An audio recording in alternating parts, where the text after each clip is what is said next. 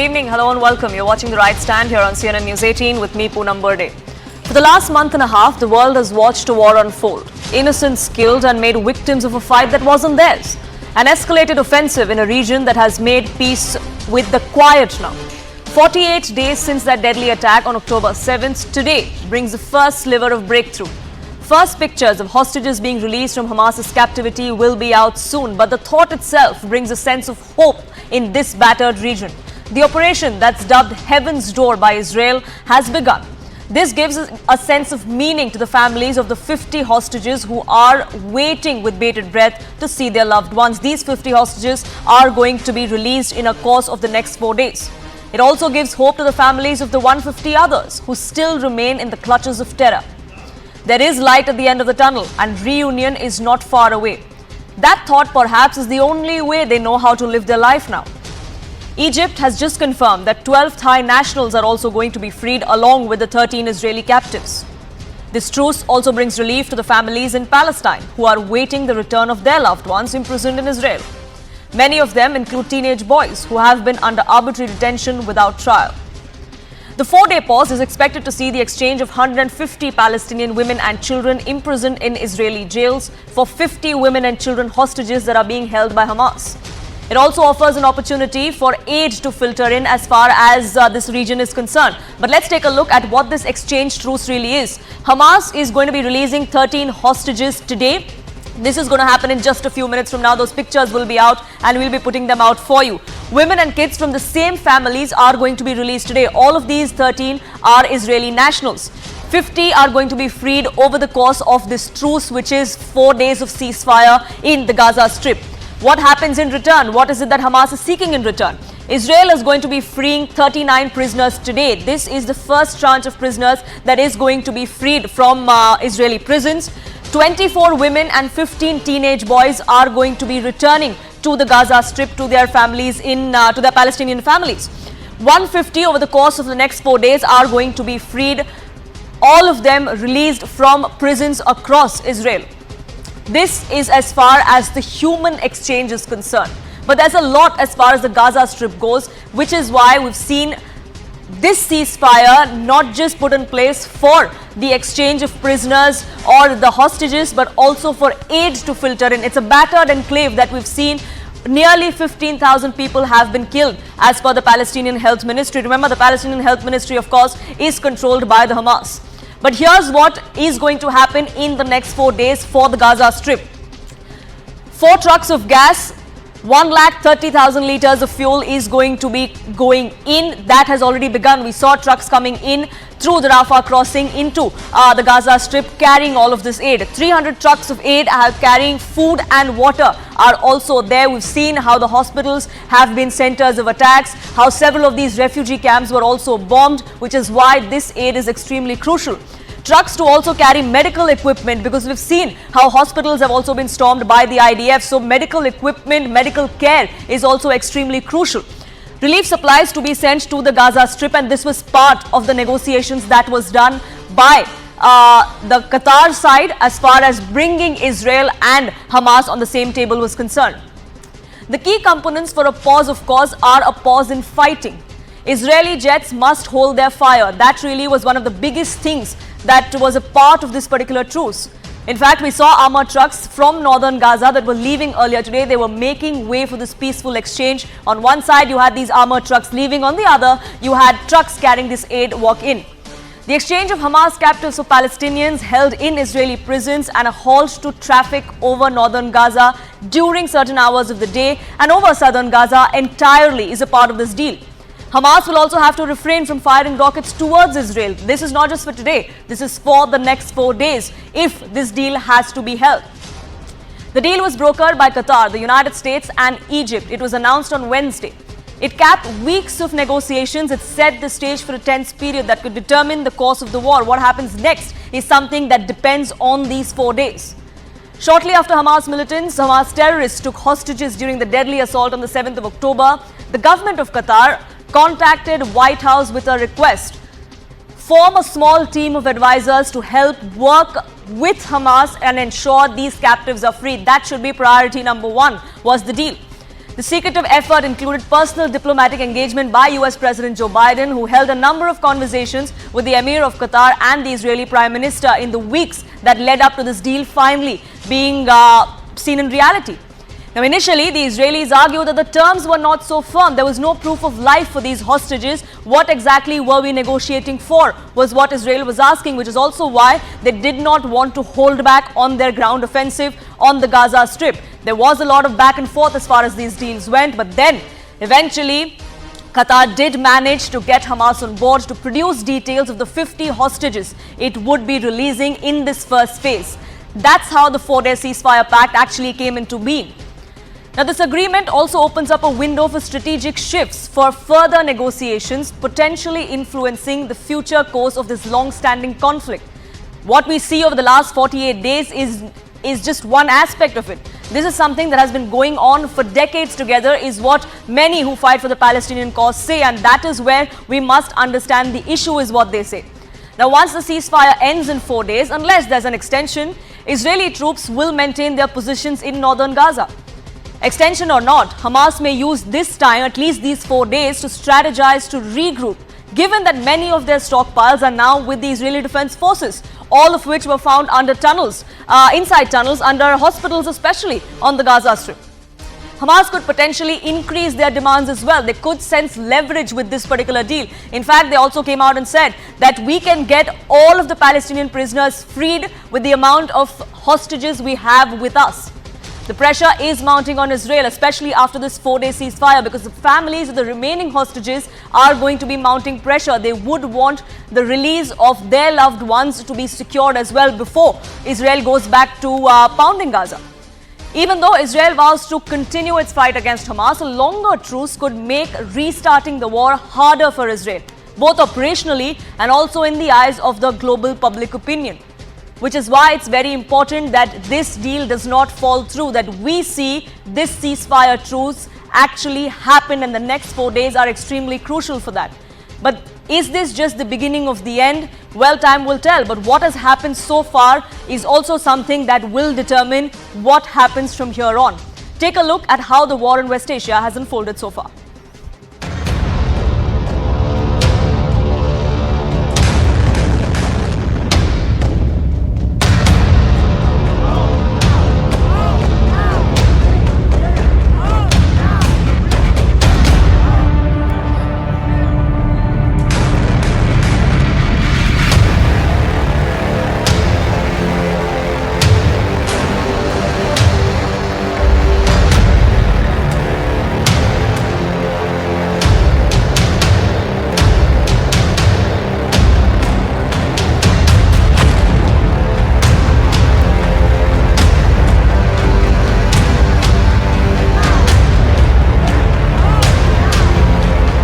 إلى سكان قطاع غزة، الحرب لم تنتهي، الهدنة الإنسانية مؤقتة. منطقة شمال قطاع غزة هي منطقة حرب خطيرة وممنوع التجول بها من أجل سلامتها.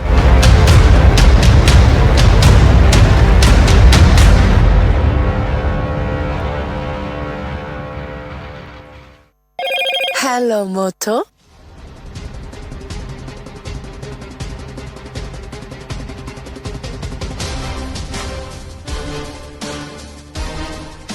It is a good beginning, where latest that we are gathering from now from the Israeli Prime Minister's office is that all 13 Israeli hostages have now been freed. They are with the Red Cross in Egypt. That confirmation has come to the fore from the Israeli Prime Minister's office itself.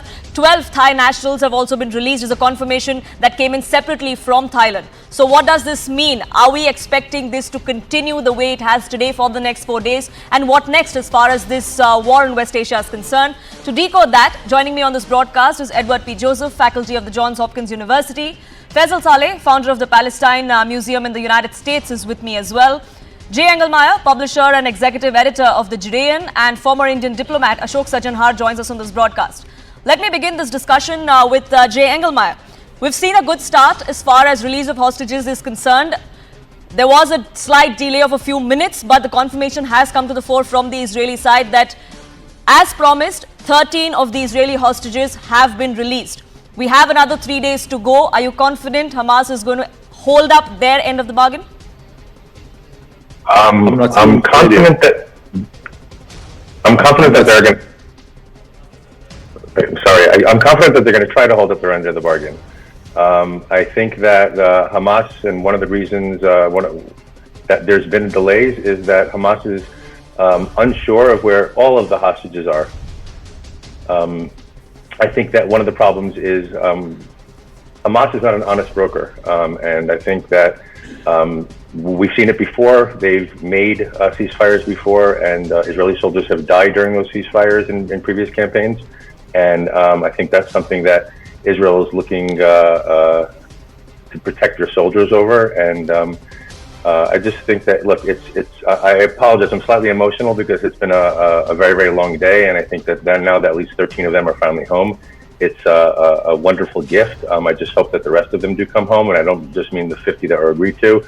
I mean everybody that's being held there. And I pray that Hamas actually can live up to the agreements that they went ahead and signed when it came to the ceasefire.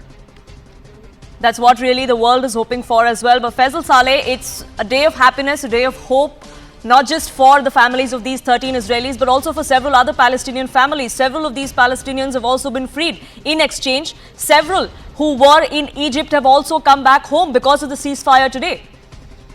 Is this a good sign? And is this something that should continue, not just for the next 4 days, but perhaps to ensure that this war ends, perhaps something long term?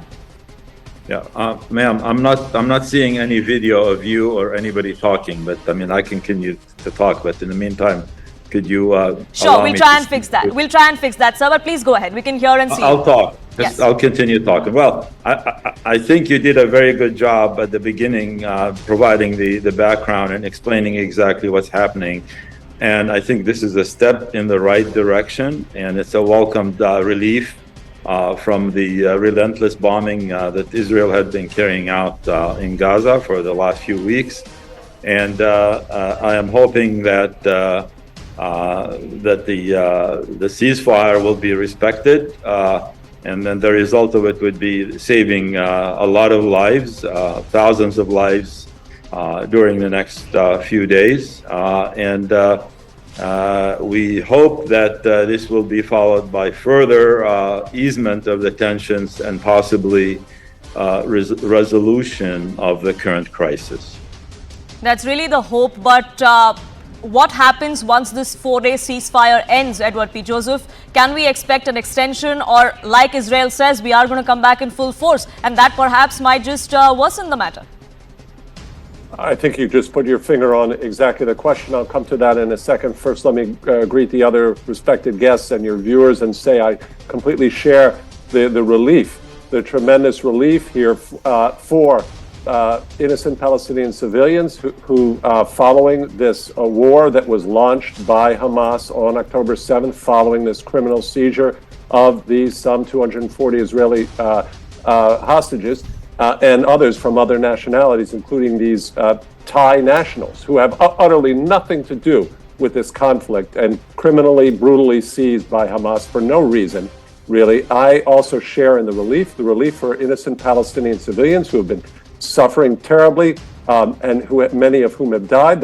Many of those who have died are Palestinian children. We mourn for all of those, and I share completely in the relief, and the relief for the Israeli families, some of whom these children have seen and witnessed their parents being shot and killed by Hamas. So this is relief across the board. Anyone who is human, anyone with a human heart has to be relieved. And to your question, exactly the right question, what will happen after this 4-day? First, this 4-day pause or ceasefire, which so many have been demanding for. So now we have to see first the rest of the terms of the deal are respected by both sides. This is an encouraging start here, but it's really then, once the 4 days, your question goes right to it.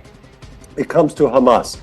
Does Hamas want to protect and prioritize the safety and security and health of innocent Palestinian civilians, or does it want to continue to wage war of extermination on Israel? Not a war of liberation, not a war of two states living side by side, as so many other Palestinians and Israelis want. But that's not Hamas's objectives, and we have to be very clear here that there is the possibility, apparently, for this more for more. That is, another day of this ceasefire respite, which of course we all want to see happen for the Palestinian civilians, but Hamas has to continue to release 10 Israeli hostages. That was the understanding, to continue this. But does Hamas want that, or does Hamas want to continue its overarching political aim, which is not justice, because justice is not achieved by killing 250, 60 kids at a concert, shooting parents in front of children. That's not the objectives of liberation. That's not liberation. Many Palestinians want and deserve liberation, deserve a Palestinian state, as the United States has stood for and is trying to press for, and President Biden is trying to press for that. But there is absolutely clarity on the American side. President Biden has made it very clear there is no space for Hamas in this future. Even Bernie Sanders, the leader of the progressives in the United States, has unflinchingly called Hamas a terrorist group, said Hamas has to go, while he has also been very clear about criticizing Israel, criticizing indiscriminate bombing, and also Israeli policies on the West Bank, as has President Biden criticized those policies. May I respond, please? Yes, sir. May I respond? Yes. The gentleman who just spoke really did. I appreciate his hopeful remarks about the exchange and what it represents, etc. However, he really laid all kinds of allegations against the Palestinians here without mentioning what Israel does and what Israel has done prior to October 7th. Israel has been engaged in a ruthless operation of occupation, apartheid, and killing of Palestinians in the West Bank and other places on a daily basis. Israel has been conducting terrorism against Palestinians for 56 years of occupation, and there is nothing that Hamas has done or does that Israel doesn't do 40 times and 100 times more. I challenge any of you to name one thing that Hamas has done that Israel hasn't done to the Palestinian multifolds. For example, Hamas kidnapped people. Israel has 5,000 people that they kidnapped and put in their prisons, and the majority of them have no charges against them. Israel protects the settlers that go around killing Palestinians and burning their trees and conducting pogroms against them in towns like Hawara.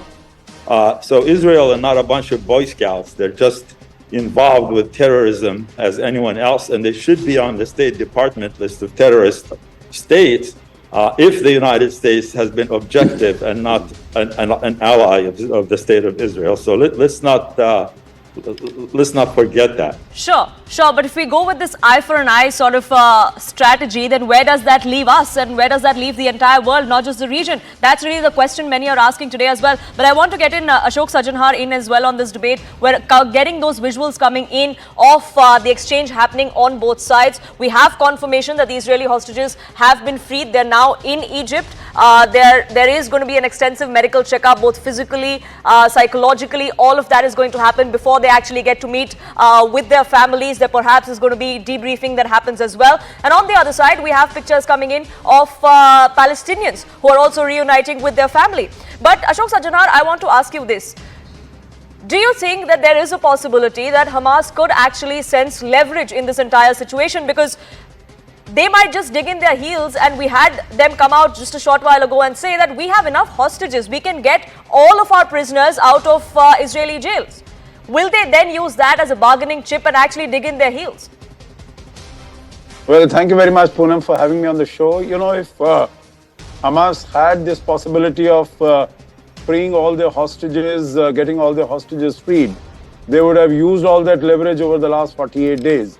And we have seen that really, whatever leverage that might be, and there is significant, considerable leverage, I don't deny that, but it has not worked. You know, as far as Israel is concerned, what it had declared on the 7th of October, that it is going to pulverize the Hamas establishment in Gaza, and they have gone after them relentlessly, and they will continue to do that. So I think Hamas is definitely on the back foot. they might have this advantage of holding the hostages, but that also is not been enough to keep Israel restrained in any manner.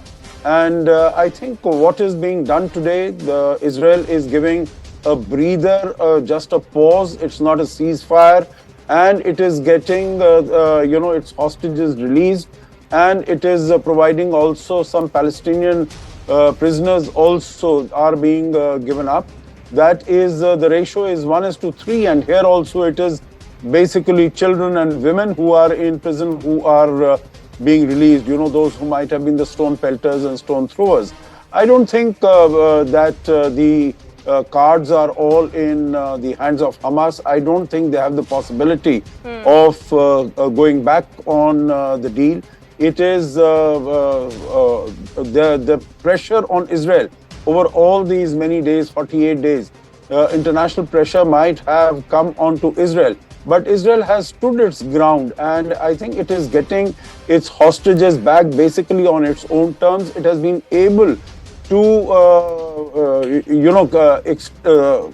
destroy to a very significant extent the infrastructure of the Hamas in the Gaza Strip. As far as many of the tunnels are concerned, which are under the hospitals or schools or madrasas, etc. They have been captured. So I think the infrastructure there, which Hamas was relying on, that seems to have disappeared. So the only thing what they can do in either 4 days, 6 days, 8 days, I think that that is not all that significant. Maybe getting all their fighters out of the region, out of the zone, so that they can fight. Sure, it definitely does give them time to regroup and re-strategize, perhaps. That is, and it works both ways. Perhaps the IDF would get that as well too. But we were talking about international pressure, and I want to get in Jay Engelmeyer as well. It's not just international pressure on Israel; it's also the domestic pressure on Israel, isn't it? Because we've seen there have been several such prisoner swaps in the past as well. In 2011, unprecedented number of prisoners were freed from Israeli jails for one soldier who was held captive by Hamas. So there is precedent this, but in this case, there were 48 days before a truce agreement was actually reached. There must be some sort of public anger, public ire against the Netanyahu government there. No. So one of the things that actually Hamas has done, and I have to thank Mr. Saleh for that, because on October 6th, Israel was a divided nation politically, and on October 7th, the country became united. There are people who do not like Benjamin Netanyahu, and that's fine. There are people who do not like his opponents, and that's fine as well. But right now, it's not about politics. It's about the war. It's about getting the hostages home, and it's about eliminating Hamas. I do want to agree with Mrs. Sujanar that this is not a ceasefire. This is a cessation of hostility. The war will continue, and the war will continue because the Israeli people want it to continue. Why do they want it to continue? Because this is ridiculous.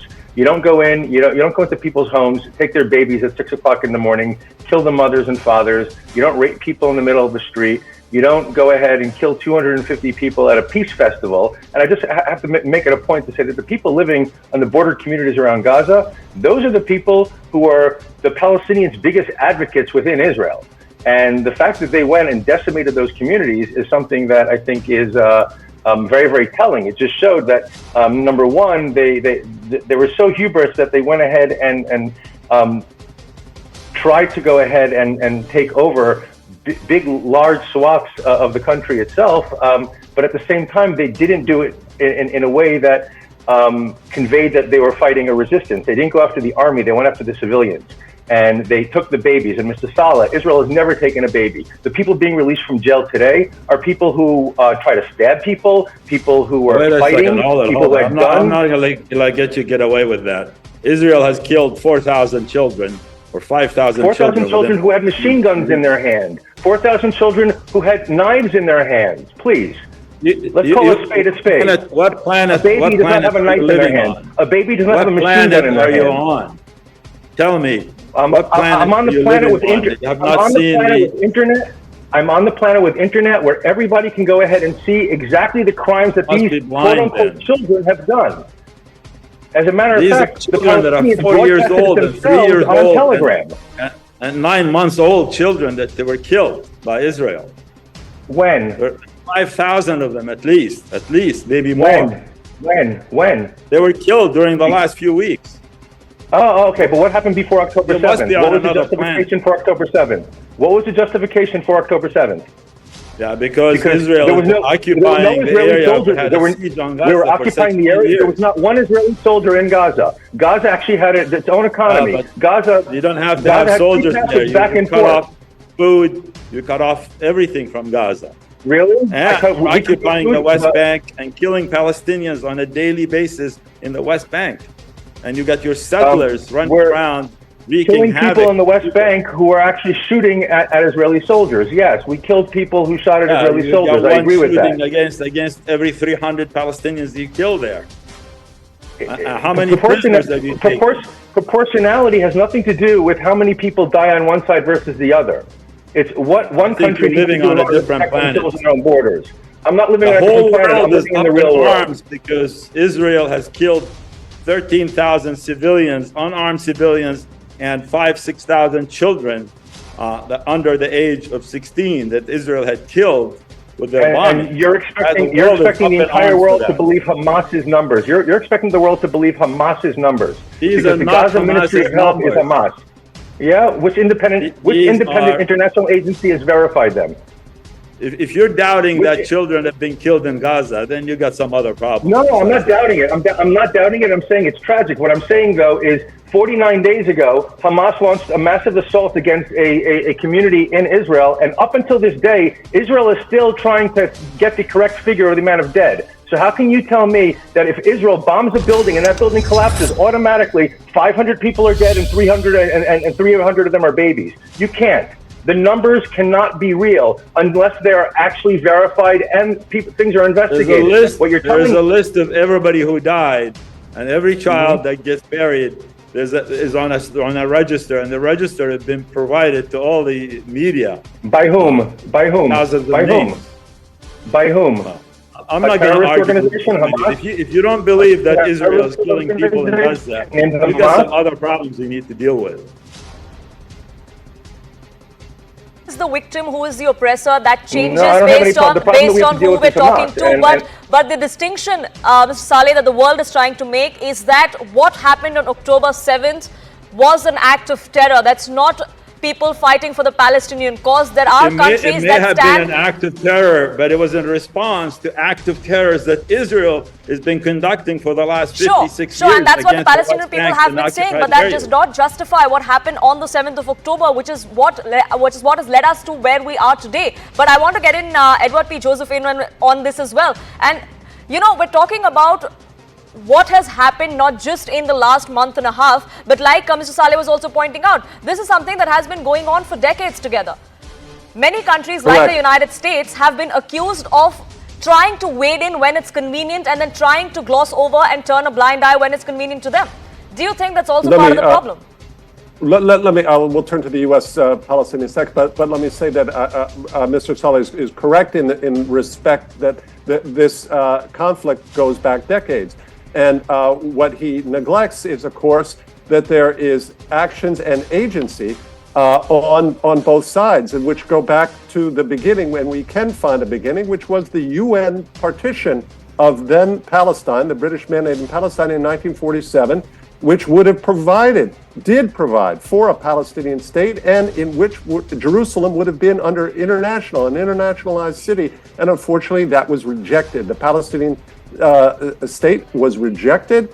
Arab states waged war on the nation state. I'm sorry, I'm reading from a University of Michigan report on this, and the University of Michigan is highly favorable. Please do not interrupt me, sir. I did not interrupt you, and I conceded to you that there are concerns, and Mr. Saleh, I will concede to you as well that Israeli policies in the West Bank have been oppressive, and this settlement growth is wrong and oppressive. So I'm conceding that to you, Mr. Saleh, and I would appreciate perhaps if you would concede some complicity and mistakes on the part of Palestinians, and especially it would be good if you would acknowledge the mistakes and the policies of Hamas, which are not about liberation. And it is incorrect to say that, because it's not just that Israel was having a blockade.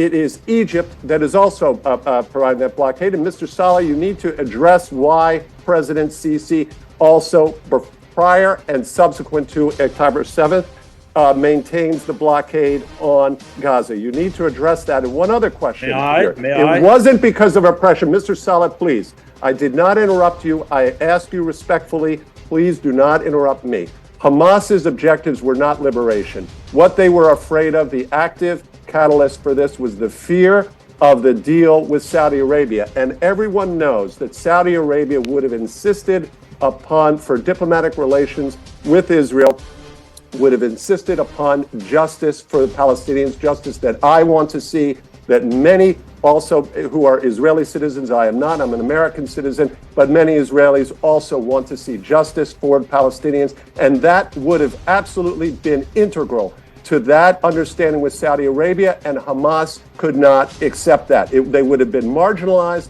and their vision for exterminating, annihilating Israel would have been gone. And that's the fact, and that's what President Biden here, we turn to American policy, he understands this.